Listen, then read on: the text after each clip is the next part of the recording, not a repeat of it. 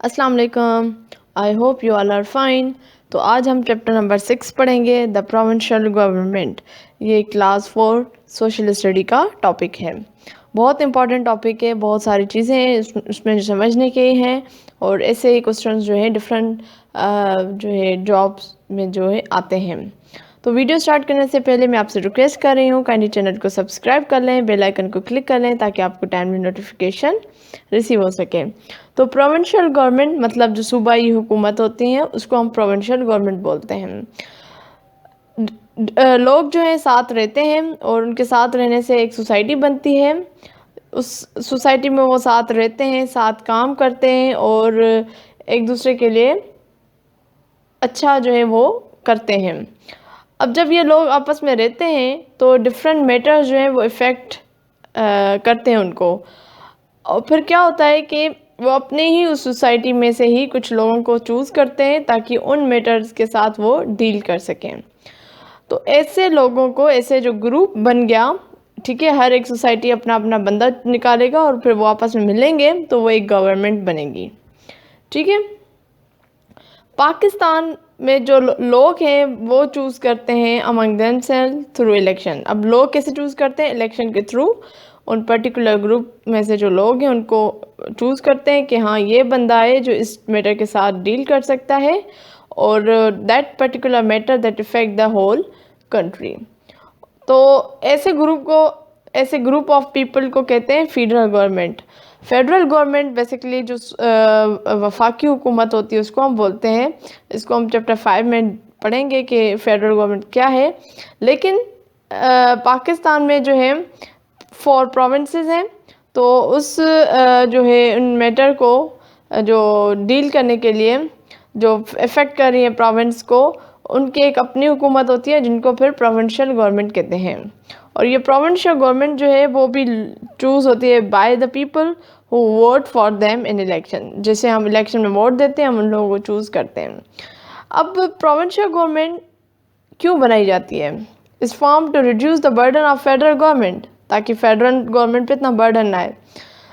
दूसरा जो है लोग चूज़ करते हैं उन लोगों को, और फिर उन वोट से उनको पावर मिलती है ताकि वो जो पर्टिकुलर बंदा है जिनको उन्होंने सेलेक्ट किया वो बोल सके उनके लिए फॉर देम लेजिस्लेचर, मतलब जो उनकी असेंबलीज वगैरह है वहाँ पे वो बोल सके, उनके मसाइल के बारे में बात कर सके।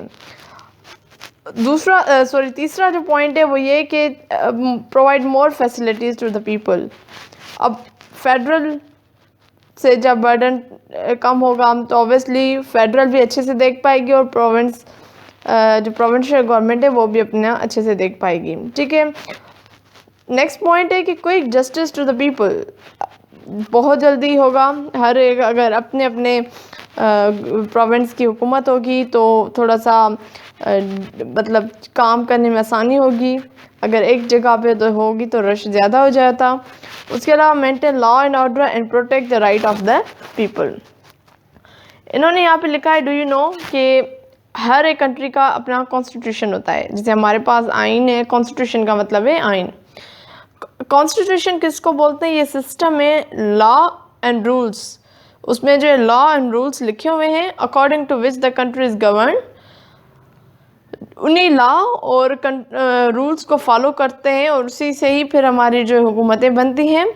और वो बेसिकली डिस्क्राइब करते हैं पावर्स और relationship between the branches of government. अब ब्रांचेस कौन सी है गवर्नमेंट की वो हम आगे पढ़ेंगे। और ये जो है and it also list the right and duties of citizen, कि एक इंसान के राइट्स क्या हैं और जो एक अच्छे शहरी की क्या फ़राइज़ हैं, वो सारे इन कॉन्स्टिट्यूशन में लिखे हुए हैं। अगर हम बात करें प्रोविंशियल गवर्नमेंट की तो उसके 3 मेन ब्रांचेस हैं। अगर एक पेड़ है तो एक पेड़ बेसिकली गवर्नमेंट है, तो उसके जो है कितने ब्रांचेस हैं? 3 ब्रांचेस हैं। तो सबसे पहली जो ब्रांच है वो है लेजिस्लेटिव ब्रांच। ठीक है। अब लेजिस्लेटिव ब्रांच में क्या होता है कि इसमें जो है new laws and changes to existing law, अगर कोई लॉ मुतारिफ करवाना है, इसको असेंबली हम बोलेंगे। ठीक है। और असेंबली में जो बिल पास होगा वहाँ पे जो नए कानून है वो आएंगे या पुराने जो कानून हैं उनको देखा जाएगा। सेकेंड है jurisdictional branch make decision based on the law. अब जो लॉ बना गया उसी के बेसिस पे उनको डिसीजन लिए जाएंगे। अब वो एक एक को हम डीपली नीचे पढ़ते हैं, लेकिन ओवरव्यू में यहाँ से दे दूँ। जो थर्ड है, जो सबसे ऊपर है, वो एग्जीक्यूटिव ब्रांच, और जो कैरी आउट द लॉ, जो लॉ को लेकर चलते हैं। अब सबसे पहले हम लेजिस्लेटिव ब्रांच को पढ़ते हैं। जो लेजिस्लेटिव ब्रांच है प्रोविंशियल गवर्नमेंट की, उसको हम प्रोविंशियल असेंबली बोलते हैं। प्रोविंशियल असेंबली जो है वो नए कानून बनाती है और जो पुराने कानून मौजूद हैं उनमें चेंजेस लेकर आती है, क्योंकि जो लॉज हैं वो इफ़ेक्ट करते हैं लोगों के ऊपर और on the province of the member of the provincial assembly, मतलब सूबे के जो लोग हैं उनके ऊपर इफ़ेक्ट करते हैं। और जो मेंबर्स हैं प्रोविंशियल असेंबली के, जिनको किसने चूज़ किया, हमने ही चूज़ किया, उनको हम इलेक्शन के थ्रू चूज़ करते हैं। वो वहाँ पे बात करते हैं, वो बिल लेकर आते हैं, वो फिर बिल पास करवाते हैं। अब ये होता किस तरीके से, हर पार्टी क्या करती है कि अपना एक बंदा कैंडिडेट जो है इलेक्शन के लिए सेलेक्ट करती है, और इलेक्शन के दिन पे जो है जितने भी वोटर्स हैं वो वोट करते हैं अपने मनपसंद कैंडिडेट को, और इलेक्शन के बाद जो है वोट काउंट किए जाते हैं। जिसने वोट ज़्यादा लिए वो MPA बन जाता है। MPA का मतलब क्या है, मेंबर ऑफ प्रोविंशियल असेंबली।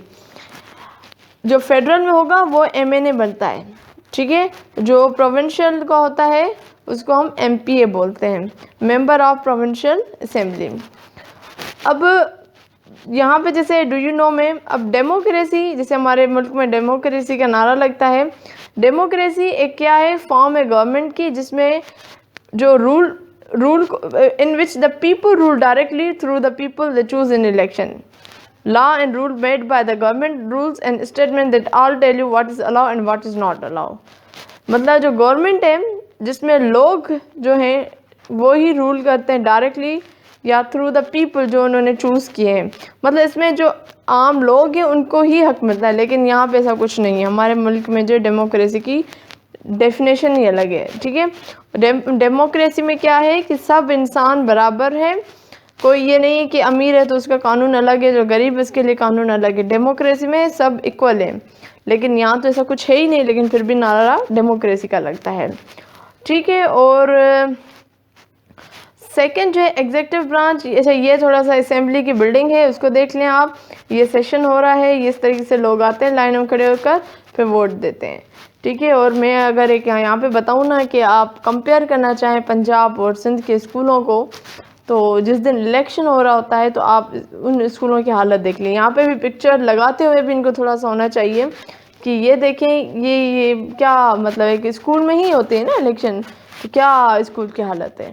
अफसोस होता है मतलब देखकर, इतना पैसा भी खर्च हो रहा है, लोग जा भी रहे हैं स्कूल, गवर्नमेंट स्कूल में ऐसा नहीं कि बच्चे नहीं जा रहे, अच्छी खासी स्टूडेंट थे, लेकिन हालात बहुत बुरे हैं। खैर, उसके बाद आते हैं हम टॉपिक की तरफ। जो नेक्स्ट है द एग्जीक्यूटिव ब्रांच। अब एग्जीक्यूटिव ब्रांच क्या करती है, उस लॉ जो उन्होंने पास किया उसको लेकर चलती है।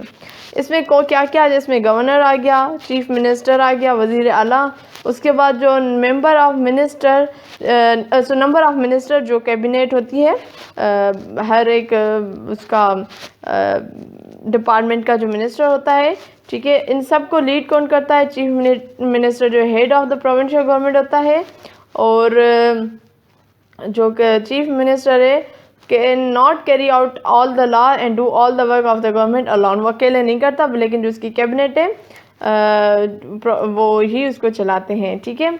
और ईच मिनिस्टर जो look after one government department, जैसे मिनिस्टर ऑफ एजुकेशन है तो वो एजुकेशन डिपार्टमेंट को देखेगा, इसी तरीके से फॉरेस्ट का जो है वो उसी को देखेगा, ठीक है। और फिर उनको हेल्प, गवर्नमेंट डिपार्टमेंट को सपोर्ट देने के लिए सिविल सर्वेंट्स जो CSS ऑफिसर्स होते हैं या PMS ऑफिसर्स होते हैं, उनको वो एम्प्लॉय होते हैं और फिर उन गवर्नमेंट के लिए काम करते हैं, और वो उनकी जॉब होती है कि वो प्रोवाइड करें government service to all the people of the province. अब हम बात करते हैं जुडिशियल ब्रांच की, जिसमें आपका ये कोर्ट्स वगैरह आ गई, ठीक है। अब ये जो मेन वर्क है जुडिशियल ब्रांच का, उसका काम ये है कि इंटरप्रेट द लॉ, उस लॉ को इंटरप्रेट करना, उसको समझना, और जो जज है फिर वो पनिशमेंट वगैरह, अगर कोई उस एक्ट की वायलेशन करता है उसको फिर पनिशमेंट वगैरह देनी है अकॉर्डिंग टू जो उन्होंने लॉ पास करवाया था उसकी बेसिस पे, ठीक है।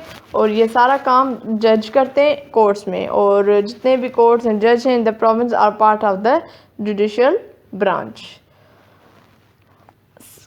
ऑफन टाइम पीपल जो है डिसएग्री विथ ईच अदर, और फिर वो कोशिश करते हैं कि जो उनमें आपस में डिसएग्रीमेंट्स हैं वो आपस में बात करके, नेगोशिएशन करके, या लोगों से मेडिएट करके, उनसे बातचीत करके मसले को हल कर लें।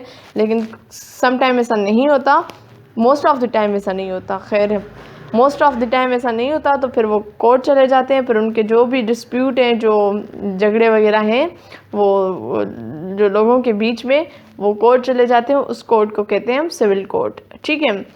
उसके अलावा जो जिससे से अगर डाइवोर्स का कोई केस वगैरह है तो ये सारे इस तरफ चले जाएंगे। उसके अलावा people do things they are against the law, कुछ ऐसे काम भी करते हैं जो लॉ के अगेंस्ट है, या कोई ऐसा क्राइम कमिट कर देते हैं जिसमें चोरी डकैती वगैरह, तो उनके जो जितने भी केसेस हैं वो सारे क्रिमिनल कोर्ट्स में चले जाते हैं। तो ये ऐसे एमसीक्यूज आ सकते हैं, तो प्लीज़ इनको थोड़ा सा देखिएगा।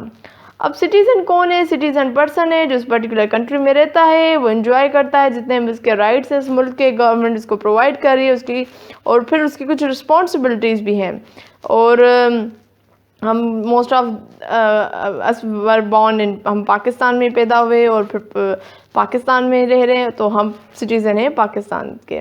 तो एज ए सिटीज़न हमारे पास कुछ राइट्स हैं, राइट्स ऑफ एजुकेशन, के गवर्नमेंट हमें वो एजुकेशन प्रोवाइड करे, हमें सेफ्टी वगैरह दे। उसके अलावा और फिर हमारी रिस्पॉन्सिबिलिटी, अगर वो एजुकेशन प्रोवाइड कर रहे हैं या फिर हमें स्कूल्स वगैरह दे रहे हैं, बिल्डिंग्स वगैरह दें, तो फिर हम जो है मेहनत करें और अच्छा परफॉर्म करें स्कूल्स में, और पार्क्स वगैरह, प्लेग्राउंड्स वगैरह को साफ़ सुथरा रखें, और जो ट्रैफिक के कानून्स वगैरह हैं उनको ओबे करें।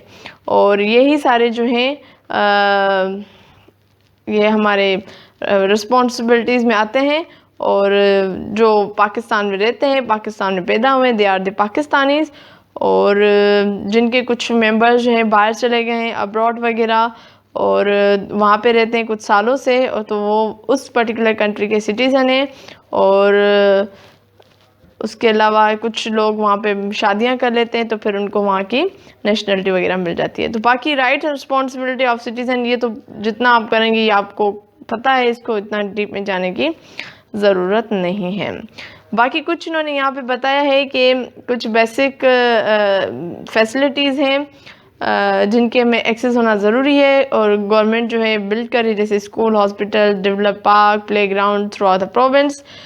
लेकिन ये काफ़ी नहीं है, तो इसलिए कुछ और जो फैसिलिटीज़ लोग प्रोवाइड करें, डिफरेंट ग्रुप्स हैं, जिसमें अगर देखें सिटीज़न फाउंडेशन है, सिंध ग्रेजुएट एसोसिएशन है, वो स्कूल बना रहे हैं, ईदी है, चीपा है, अमन फाउंडेशन है, ये जो प्रोवाइड करें एम्बुलेंस सर्विस, और SOS चिल्ड्रन विलेज है, वो प्रोवाइड करें home and orphan and abundant children. तो इस तरीके से फिर डिफरेंट लोग हैं जो काम करते हैं।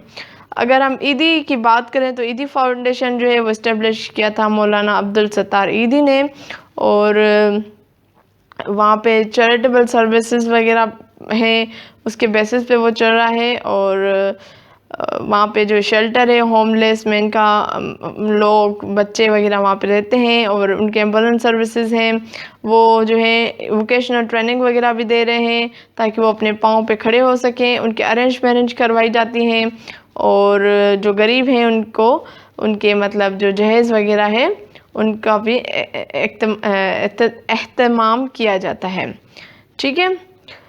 तो बाकी जी इन्होंने यहाँ पे कुछ पता है वर्ड्स, उनकी एक एक डेफिनेशन है, इसको देख लें। सिटीजन किसको बोलते हैं?